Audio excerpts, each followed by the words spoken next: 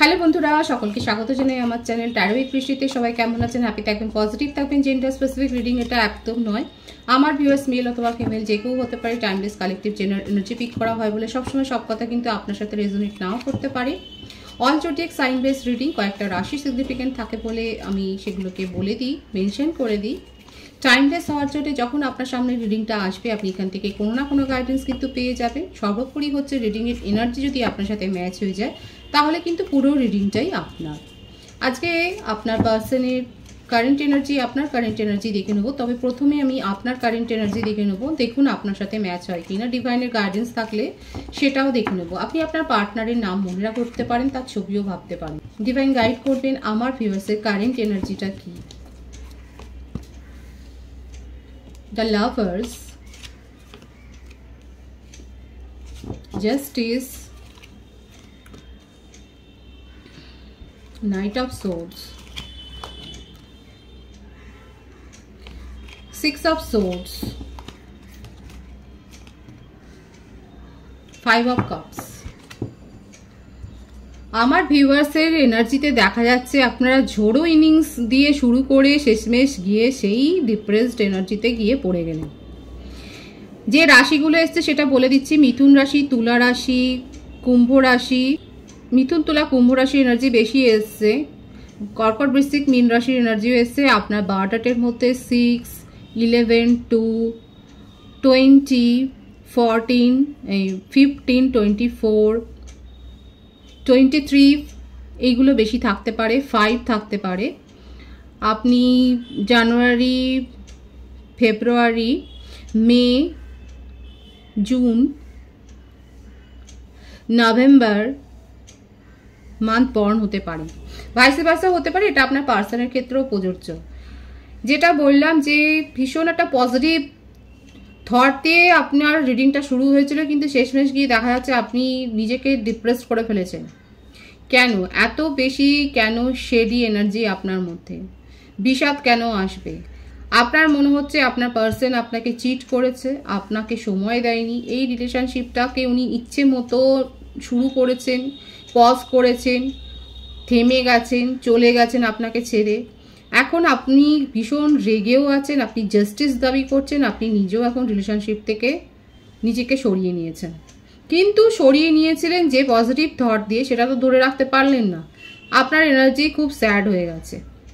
আপনার মনে হচ্ছে আপনি কেন বেঁচে আছেন, মানে এতটাই নেগেটিভিটি এসে গেছে আপনার জীবনে যে আপনি নিজের ডেইলি ওয়ার্কে মন দিতে পারছেন না। ফ্যামিলির সাথে আপনার ঝগড়া, বন্ধুদের সাথে ঝগড়া, মানে এইভাবে নিজেদেরকে একেবারে একটা ডার্ক এনার্জিতে নিয়ে চলে যাচ্ছেন। কিন্তু এটা কেন? যে সিচুয়েশন যেভাবেই আসুক না কেন সেটাকে অ্যাকসেপ্ট করে নেওয়ার মতো জায়গাটাতেই হচ্ছে, সেভাবেই যাওয়াটাতেই হচ্ছে হিলিং সেশন। এই হিলটা কিন্তু অ্যাকসেপ্ট করে নিয়ে পজিটিভ থটে কিন্তু নিজেদেরকে নিয়ে যাওয়াটাই হচ্ছে সব থেকে ভালো কথা। নিজেদেরকে হিল করুন, যা হয়েছে সেটাকে অ্যাকসেপ্ট করে নেওয়ার মতো জায়গায় নিজেকে নিয়ে যান, নিজেদের মধ্যে পজিটিভিটিটা গ্রো করুন। রিলেশনশিপ থেকে বেরিয়ে এসছেন যেভাবে, যে মনোভাব নিয়ে যে আপনার পার্টনার সবসময় চিটিং করেছে, এখানে চিটিংয়ের এনার্জিতে উনি রয়েছেন। নিজের ইচ্ছে মতো রিলেশনশিপটাকে শুরু করেছেন, শেষ করেছেন, পজ করেছেন, আবার এসছেন। অনেক দিন আপনি সহ্য করেছেন। সহ্য করার পর আপনার মনে হয়েছে এই রিলেশনশিপটাকে আর টেনে নিয়ে যাওয়ার মতো জায়গায় আপনি নেন। আপনি এখন জাস্টিস দাবি করছেন। আর দাবি করার সাথে সাথে নিজের সাবকনসিয়াস মাইন্ডে আপনি অনেক বেশি লো হয়ে গেছেন। যদিও সেটা আপনি শো করছেন না, এটা একটা বড় কথা যে আপনি সেটাকে শো করছেন না, বরং আপনি ডাঁটো হয়েই রয়েছেন এবং মুখের মধ্যে আপনার একটা কঠিন মুখোশ রয়েছে যে আপনি ভালো আছেন, আপনি নিজের ইমোশনকে শো করছেন না। আপনার পার্সন কি চাইছে সেটা আমি দেখব। এটা আপনার কিন্তু এনার্জিতে দেখা যাচ্ছে। যাদের যাদের সাথে ম্যাচ হচ্ছে তারা বলবেন যে আপনারা কিন্তু জাস্টিস চান, আপনি বিচার চান আপনার পার্সনে। মুখের ওপর একটা মুখোশ রেখেছেন ঠিক কথা, কিন্তু মনটা ভেঙে চুরচুর হয়ে গেছে। আপনার পার্টনারের কারেন্ট এনার্জিতে দেখা যাচ্ছে night of pentacles, 3 of Wands, 5 of Swords, 8 of Cups, the Magician, 6 of Wands। আপনার পার্টনার বলছেন আপনার জবাব দিচ্ছেন আপনার প্রশ্নের, যে আমি তো স্টেবিলিটি দিতে চেয়েছিলাম, তুমি চলে যাচ্ছ কেন, কেন মুভ অন করে গেছো। এবার আপনাকে শিক্ষা দেওয়ার জন্য উনিও ছেড়ে যাচ্ছে। অনেক বেশি ইগো আছে ওনার মধ্যে। ওনার মনে হচ্ছে আপনাকে অতিরিক্তভাবে উনি বুঝিয়েছেন এবং বুঝিয়ে ক্লান্ত হয়ে গেছেন, এবং আপনি যখন বুঝলেন না তখন উনি চলে যাচ্ছেন। অথচ উনি এটাই বলছেন যে দেখো তোমার জন্য আমার মনে কিন্তু এইরকম একটা ফিলিংস রয়েছে, মানে আপনাকে নিয়ে উনি আপনাকে নিজের লাইফ পার্টনার হিসেবেই কিন্তু ভেবেছেন। আর এটাও উনি বলছেন যে অ্যাডমায়ারার তো তোমার ছিল। অভিযোগটা কিন্তু উনিও করছেন। আপনি যেমন বলেছেন যে ওনার জীবনে রিলেশনশিপ অনেক রয়েছে, উনি আপনার দিকে আঙুলটা তুলছেন যে অ্যাডমায়ারার তো তোমার ছিল, কই আমি তো তখন চলে যাইনি, আমি তো অপেক্ষা করেছি, আমি তো জানতাম যে না এই রিলেশনশিপে অনেস্টলি তুমি মেনটেন করেছো। ওনার কিন্তু দেখা যাচ্ছে উনি এইভাবেই নিজেকে এক্সপ্রেস করছেন যে উনি ওয়েট করেছেন, উনি অনেস্টি দেখিয়েছেন। আপনার কাছে বরং অনেক প্রপোজাল ছিল, আপনার কোনো প্রশ্নের জবাব কিন্তু সেইভাবে উনি আর দিচ্ছেন না। ওনার মনের মধ্যে এটাই হচ্ছে কথা, আর সেটাই উনি বলছেন যে উনি স্টেবিলিটি দিতে চেয়েছেন কিন্তু আপনি চলে গেছেন বলে উনিও চলে যাচ্ছে। অনেক ইগো আছে ওনার মধ্যে, গো রয়েছে, কিন্তু এই রিলেশনশিপটা নিয়ে উনি ভাবেন। কোনো রকম কম্পিটিশনে উনি যেতে চান না, উনি নিজের ইগোকে হার্ট করতে চান না। এখন মনে হচ্ছে উনি বলছেন যে ঠিক আছে তুমি যেমন আছো ভালো থাকো, আমি যেমন আছে ভালো থাকি। এই রিলেশনশিপটা যদি প্যাচ আপ হওয়ার থাকে তাহলে প্যাচ আপ হয়ে যাবে ডিভাইন টাইমে। এখন উনি ওয়েট করছেন। আপনি যেরকম ডিপ্রেসড আছেন কিন্তু মুখের ওপর মুখোশ, আপনাকে স্পাইও করে যাচ্ছে, উনিও কিন্তু সেটাই। উনিও কিন্তু এখন এখানেই দেখা যাচ্ছে আপনাদের রিলেশনশিপে একটা জেতাজিতির পর্যায়ে এসে গেছে, এবং দুজনেই একে অপরকে এইভাবেই সময় দিচ্ছেন যে ঠিক আছে ডিভাইন টাইমে যদি কিছু হওয়ার থাকে, যদি ভাগ্যে লেখা থাকে, যদি ডেস্টিনিতে থাকে, তাহলে এই রিলেশনশিপটার নিউ বিগিনিং হবে, আদারওয়াইজ হবে না। একে অপরকে অনেক দোষারোপ করেছেন দেখা যাচ্ছে, আর এইভাবে এখন রিলেশনশিপটাকে আপনারা স্টপ করে দিয়েছেন। আমি আপনার এনার্জিটা দেখব। King of wands, 9 of Pentacles, Page of Pentacles, 9 of Cups।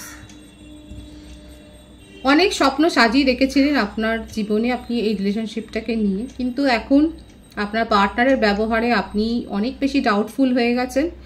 আপনি আর ওনার জন্য অপেক্ষা করতে চাইছেন না। হতে পারে যে ওনার তরফ থেকে কেউ আপনার সাথে কমিউনিকেট করেছেন, কিন্তু আপনি তার মুখের উপর দরজা বন্ধ করে দিয়েছেন। এই ব্যাপারটাই আপনার পার্টনারকে আরও বেশি রাগিয়েও দিয়েছে, যেমন তেমনি ওনার ইগো হার্ট হয়েছে। আপনি নিজের প্রফেশনাল লাইফের ওপর ফোকাস রয়েছে, নিজের কেরিয়ারকে এখন গড়তে চান, সেটাই দেখা যাচ্ছে। হতে পারে যে আপনার কাছে কোনো প্রপোজালও এসছে, কারণ আপনার পার্টনার কিন্তু অলরেডি আপনাকে বলেছে যে আপনার কাছে প্রপোজাল আছে। দেখা যাচ্ছে যে আপনার কাছে হয়তো আপনার থেকে এজে কম হতে পারে বা সমবয়সী হতে পারে, এমন কারো কাছ থেকে প্রপোজাল হয়তো এসছে। আপনি ক্রিয়েটিভ ওয়ার্ল্ডের সাথে যুক্ত থাকতে পারেন, হতে পারে সেখান থেকেই কোনো প্রপোজাল আপনি রিসিভ করেছেন। যার কাছ থেকে প্রপোজাল রিসিভ করেছেন সে আপনার থেকে বয়সে ছোট এবং খুব স্মার্ট। ওনার কথাবার্তা চালচলন অনেক বেশি অ্যাট্রাকটিভ। আপনি নিজেও খুব অ্যাট্রাকটিভ ধরনের। জেন্ডার স্পেসিফিক রিডিং নয়, এখানে দেখা যাচ্ছে আপনার মধ্যেও অ্যাট্রাকশন লেভেল খুব হাই। আপনার নিজের জীবনে যে স্বপ্নগুলো আছে সেগুলোকে আপনি ধূলিসাৎ করতে চান না, সেগুলোকে ভেঙে ফেলতে চান না। আপনি নিজের জীবনে এখন স্ট্রংলি একটা সিদ্ধান্ত নিচ্ছেন যে আপনি নিজের জীবনে এগিয়ে যাবেন, এবং উনার তরফ থেকে যে কথা বলতে এসেছিল আপনি তার মুখের উপরেও দরজা বন্ধ করে দিচ্ছেন, সেটাই দেখা যাচ্ছে। আপনি নিজেকে এখন প্রায়োরিটি দিচ্ছেন। যারা এখানে সিঙ্গেল রয়েছেন তাদেরকে বলবো যে আপনি যদি রিলেশনশিপে যান সেটা কিন্তু স্টেবল রিলেশনশিপ হবে। হতে পারে যে আপনারা ক্রিয়েটিভ ওয়ার্ল্ডের সাথেই যুক্ত রয়েছেন এবং সেখানে কারোর সাথে হয়তো আপনার এরকম ঘনিষ্ঠ পরিচয় হয়েছে এবং কোনো পরিচয় হয়েছে এবং সেটা ঘনিষ্ঠতার দিকে যেতে পারে। আপনি সেই ইঙ্গিতটা পেয়েছেন এবং সেটা কিন্তু স্টেবল হতে পারে। আপনি যেটা উইশ করছেন সেটা কিন্তু ফুলফিলমেন্ট হবে, সেটাই কিন্তু দেখা যাচ্ছে। আপনার পার্টনারের ক্ষেত্রে আমি দেখবো, কারণ আপনার পার্টনার আপনার সাথে যোগাযোগ করতে চেয়েছেন কারোর থ্রুতে, কিন্তু আপনি সেটা রিজেক্ট করেছেন। আপনার রিজেকশানে আপনার পার্টনার তো রেগে আছেই, উনি আর কি চাইছেন, ওনার কি অ্যাকশন হতে পারে। ও মাই গড, উনি কিন্তু ভীষণ ভেঙে পড়েছে কিন্তু শো করবেন না। ভীষণ রেগে আছে আপনার বিহেভিয়ারে, শো করছেন না যে ওনার ভেতরে কি চলছে, আপনাকে নিয়ে ডাউটফুলও হয়ে রয়েছে। হয়তো ঝগড়াও হতে পারে এবং ঝগড়াতে বলেও দিতে পারেন যে তোমার বিহেভিয়ারই ভীষণ আনস্টেবল। উনি স্টেবিলিটি দিতে চেয়েছে কিন্তু আপনি হচ্ছেন আনস্টেবল, আর সেই জন্যই যা হবে সেটা দেখা যাবে। ওনার মনের মধ্যে নিউ বিগিনিং করার ইচ্ছে থাকলেও এখন উনি কিছু বলবেন না। এখানে দেখা যাচ্ছে যেটা যে আপনাদের দুজনের এনার্জিতে কেউ কারোর কাছে মাথা নত করবেন না। আমি এখানে দেখে নেবো, কারণ কেউ তো এগোবার দিকেই নেই। আপনারও মনে হচ্ছে যে আপনার পার্টনার আপনার সাথে বিট্রে করেছে, আর ওনারও মনে হচ্ছে যে আপনি আনস্টেবল ছিলেন, আপনি রিলেশনশিপটাকে নিয়ে সেইভাবে গুরুত্ব দেননি, আপনি অনেক অভিযোগ করেছেন, বোঝবার চেষ্টাই করেননি। ডিভাইন বলবেন যে এই রিলেশনশিপে অ্যাকচুয়ালি কি হতে পারে, কারণ দুজনেই অনর হয়ে রয়েছে। বিউটিফুল এনার্জি, ডিভাইন উত্তর দিয়ে দিয়েছে। আপনাদের দেখুন, ডিভাইন কিন্তু ভীষণ সুন্দর উত্তর দিয়েছে। জাজমেন্ট যারা যারা চাইছেন তারা পাবেন।